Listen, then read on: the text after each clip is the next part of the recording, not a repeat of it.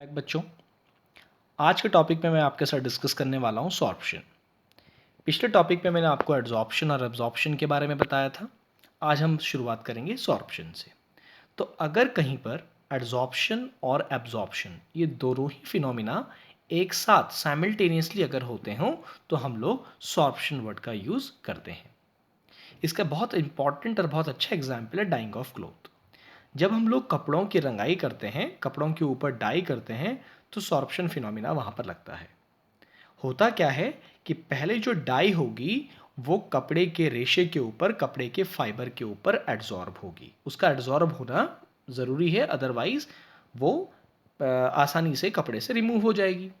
तो जो डाई होगी वो पहले कपड़े के फाइबर रेशे के ऊपर एड्जॉर्ब होती है और उसके बाद कपड़े के फाइबर से, रेशे से होते हुए पूरे कपड़े में स्प्रेड आउट होती है, यानी कि बाद में उसका एब्जॉर्प्शन होता है।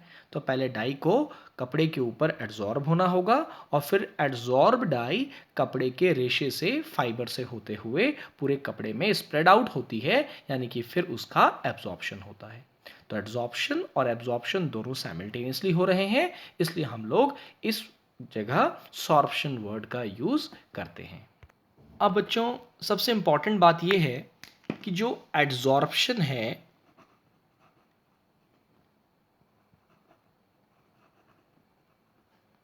एड्जॉर्प्शन का कारण क्या है।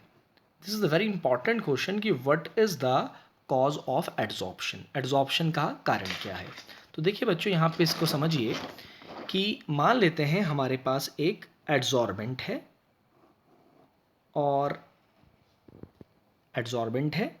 और ये इसकी नॉन यूनिफॉर्म सरफेस है।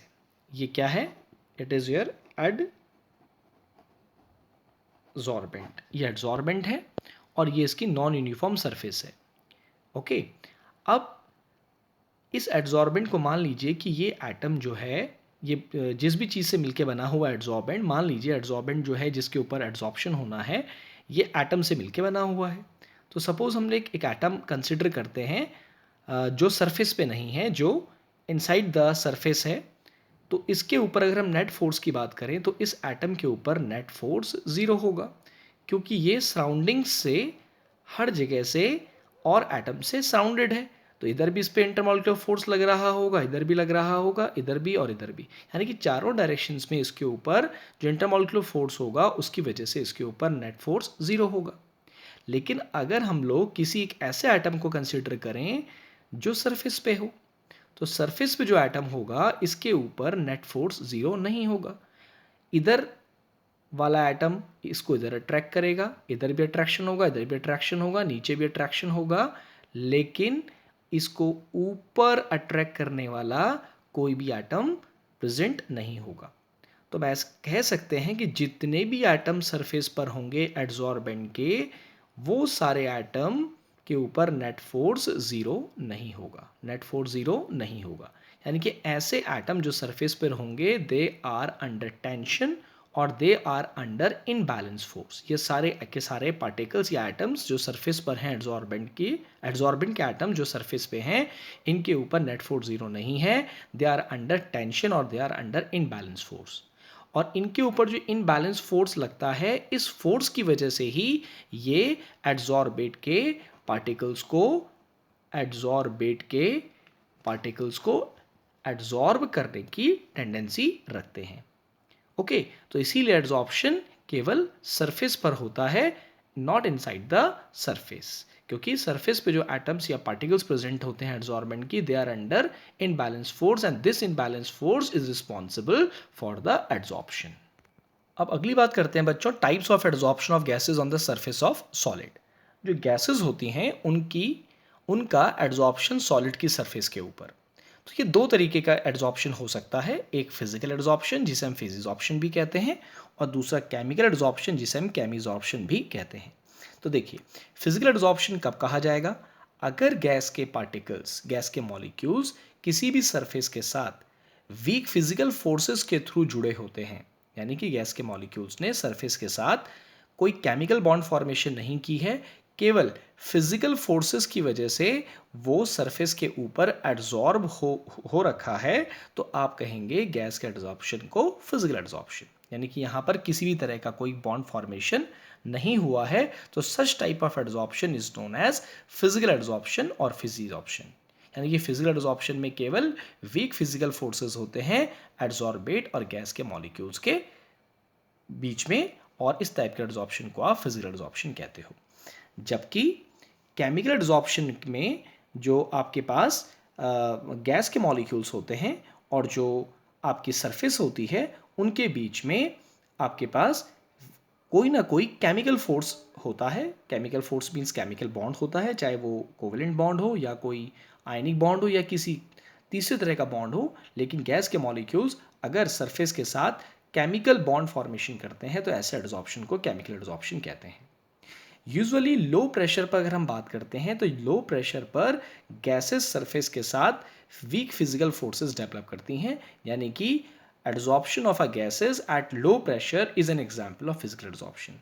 ऑन द अदर हैंड अगर हम गैसेस के ऊपर प्रेशर हाई कर दें तो गैसेस सरफेस के साथ केमिकल फोर्सेस डेवलप कर लेती हैं और हम कहते हैं कि एड्जॉर्प्शन केमिकल एड्जॉर्प्शन हुआ है। यानी कि adsorption of gases on the surface of metal at high pressure is an example of chemical adsorption, and adsorption of gases on the surface of a metal at low pressure is an example of physical adsorption. अगली बात आती है बच्चों, देखिए adsorption चाहे physical हो या chemical हो, हमेशा एक्सोथर्मिक प्रोसेस होती है। इसके ऊपर भी हम डिस्कशन करने वाले हैं कि क्यों एक्सोथर्मिक प्रोसेस होती है। लेकिन यहाँ पर एक पॉइंट आप याद रखें कि एड्जॉर्प्शन फिजिकल और केमिकल कोई भी हो, एड्जॉर्प्शन हमेशा एक्सोथर्मिक प्रोसेस होती है, यानी कि ऐसी प्रोसेस होती है जिसमें एनर्जी प्रोड्यूस होती हो। और कभी भी कोई प्रोसेस एक्सोथर्मिक होती है तो उसके लिए एंथैल्पी चेंज नेगेटिव होता है। या आप लोग जानते होंगे थर्मोडायनेमिक्स में हम लोग 11th में भी पढ़ते हैं कि एक्सोथर्मिक प्रोसेस के लिए enthalpy change delta H negative होता है।